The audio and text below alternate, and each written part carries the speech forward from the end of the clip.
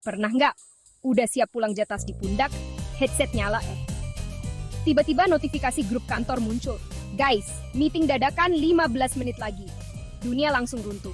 Atau masuk pantry obrolan seru, tiba-tiba hening pas kamu datang. Rasanya kayak jadi pemeran utama sinetron tanpa audisi. Tenang, kamu nggak sendiri. Drama kantor itu nyata, dan kadang lebih dramatis dari FTV. Dari bos yang tiba-tiba minta revisi di jam pulang, sampai teman yang mendadak jadi silent reader di dunia nyata.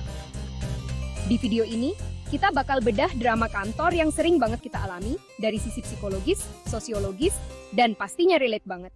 Siapkan camilan kita, mulai sesi curhat berjamaah. Drama paling universal, notifikasi kerja di jam pulang.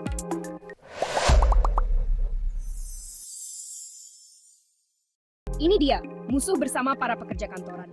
Bayangin, laptop udah shutdown, semua aplikasi dan tab udah ditutup dengan lega. Kepala udah mikir kasur, atau mungkin rencana makan malam enak di luar. Energi sudah terkuras habis seharian. Notifikasi dari atasan muncul di layar handphone, merusak semua angan-angan indah. Bisa revisi laporan X? Malam ini ya. Sebuah kalimat pendek yang bisa menghancurkan malammu. Semua rencana buyar. Netflix, tidur nyenyak, semua harus ditunda. Kamu harus nyalain laptop lagi, membuka kembali file-file yang tadi sudah dengan senang hati kamu tutup. Padahal otak udah mode istirahat. Rasanya seperti dipaksa lari maraton setelah seharian bekerja keras. Perasaan kehilangan kendali atas waktu sendiri itu nyata banget. Seolah-olah jam kerjamu tidak pernah benar-benar selesai. Ini bukan soal dedikasi. Bukan berarti kamu tidak loyal pada perusahaan. Tapi soal batas antara kerja dan hidup pribadi yang makin kabur. Batasan yang sehat itu penting loh. Kalau menolak, takut dicap nggak profesional, dianggap tidak bertanggung jawab. Kalau dikerjain, waktu pribadi habis, energi terkuras, dan kesehatan mental terancam. Stres kayak gini bisa bikin kamu susah tidur, pikiran terus berputar, memikirkan pekerjaan, gampang marah, jadi lebih sensitif dan mudah tersinggung, dan capek mental. Burnout adalah ancaman nyata jika terus-terusan begini. Solusinya, komunikasi asertif.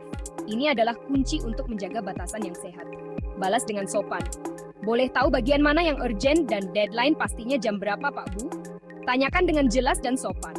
Kalau berat, negosiasi, coba cari jalan tengah yang bisa diterima kedua belah pihak. Bisa saya kirim progres besok pagi sebelum meeting? Tawarkan solusi yang realistis. Belajar bilang tidak, yes, he. Ini adalah skill yang sangat penting untuk dikuasai. Atau menawarkan alternatif jika kamu tidak bisa memenuhi permintaan tersebut. Itu penting buat jaga kewarasan.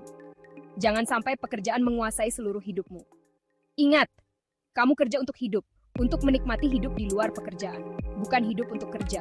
Jangan sampai terjebak dalam siklus kerja yang tidak ada habisnya. Tetapkan batasan, jam kerja yang jelas, dan waktu untuk dirimu sendiri. Dan jangan takut mengomunikasikannya. Kesehatan mentalmu jauh lebih berharga. Drama berikutnya, keheningan mendadak di pantry. Kamu masuk, obrolan langsung berhenti. Semua jadi canggung. Rasanya kayak dikucilkan, padahal belum tentu kamu yang salah.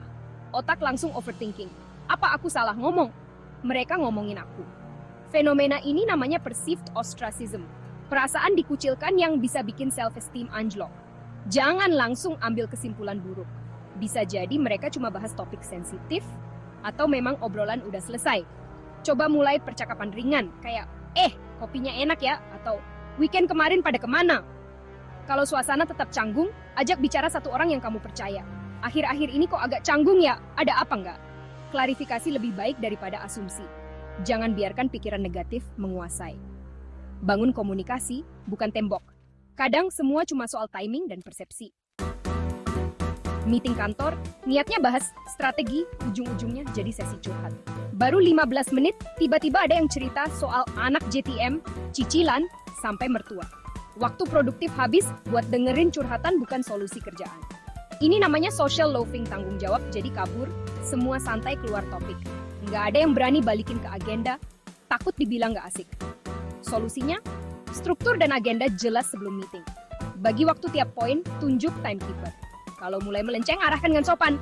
Wah, seru banget ceritanya, nanti lanjut pas makan siang ya. Kita balik ke agenda dulu. Empati boleh, tapi efisiensi tetap nomor 1. Meeting efektif, kerjaan selesai. Semua senang.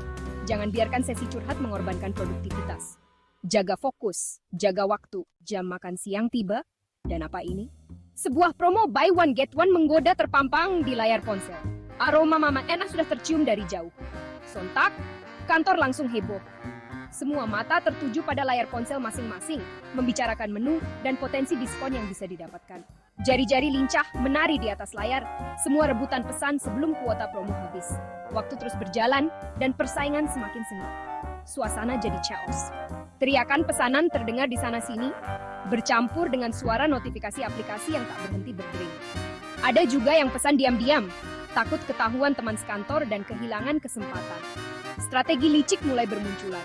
Sementara itu, ada yang ngotot minta didahulukan, merasa lebih berhak karena sudah lama mengincar promo ini. Adu argumen tak terhindarkan. Dan bagi yang nggak kebagian promo, jangan tanya. Baper sudah pasti. Kekecewaan terpancar jelas dari wajah mereka. Mulai muncul sindiran pedas.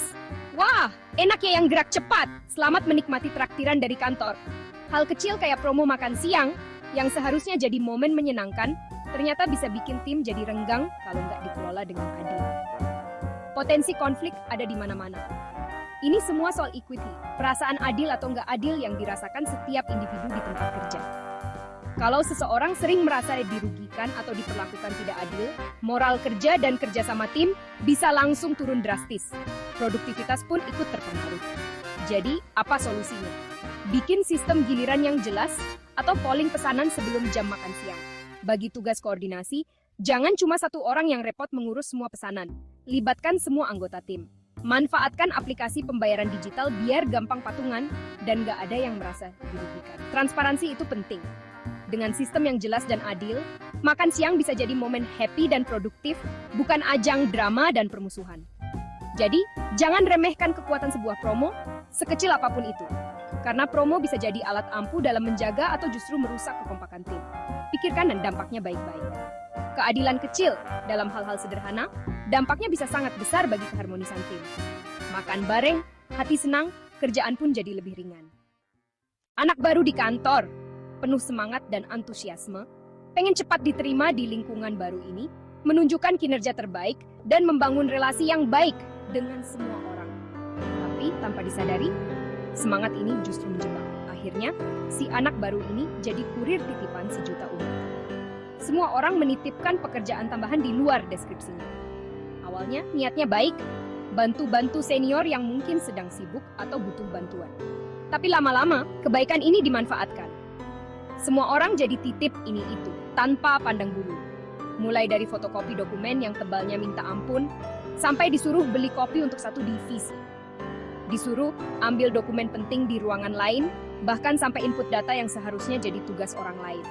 Akibatnya, pekerjaan utama jadi terbengkalai dan menumpuk. Deadline semakin dekat, tapi kerjaan nggak selesai-selesai. Waktu habis buat urusan orang lain, sementara urusan sendiri terbengkalai. Lembur jadi makanan sehari-hari. Mau menolak, tapi takut. Takut dibilang nggak kooperatif, nggak solider, atau bahkan dianggap sombong. Akhirnya, demi menjaga image, jadi people pleaser sejati. Selalu mengiyakan semua permintaan, meskipun diri sendiri kewalahan. Efeknya, burnout, capek mental dan fisik. Merasa terjebak dalam lingkaran setan yang nggak ada habisnya. Ironisnya, kinerja malah dinilai jelek karena pekerjaan utama terbengkalai. Kena tegur atasan, padahal sudah berusaha keras. Sekali dikenal penurut dan selalu bersedia membantu, titipan makin banyak dan nggak ada habisnya. Jadi, makin sulit untuk keluar dari lingkaran tersebut. Ingat baik-baik, tugas utama kamu adalah bekerja sesuai job desk yang sudah disepakati sejak awal. Bukan jadi asisten pribadi atau kurir serabutan untuk semua orang di kantor. Belajar bilang tidak dengan sopan dan profesional. Misalnya, maaf kak, aku lagi dikejar deadline laporan A yang harus selesai hari ini. Mungkin nanti kalau sudah selesai aku bisa bantu ya. Tawarkan solusi alternatif jika memungkinkan. Atau, untuk input data ini, sepertinya lebih tepat kalau langsung ke tim admin saja. Karena itu memang tugas mereka. Menolak bukan berarti nggak sopan atau nggak mau membantu. Tapi menunjukkan bahwa kamu profesional dan menghargai waktu serta pekerjaanmu. Prioritaskan tugasmu, jaga kesehatan mentalmu, dan jangan biarkan orang lain memanfaatkanmu. Bantu orang lain itu boleh, asal tahu batasnya, dan tidak mengorbankan diri sendiri. Profesionalisme dimulai dari berani bilang cukup, dan fokus pada apa yang menjadi tanggung jawabmu. Kantor itu laboratorium sosial, tempat belajar tentang ego, empati, dan kerjasama. Drama pasti ada, tapi cara kita merespon yang bikin kita tumbuh. Pilih jadi korban, pemain, atau pengamat bijak, semua pilihan ada di tanganmu. Dari semua drama tadi, mana yang paling relate buat kamu? Ceritain di kolom komentar, yuk! Jangan lupa subscribe dan nyalakan lonceng, biar nggak ketinggalan tips bertahan hidup di dunia kerja. Sampai jumpa di video berikutnya.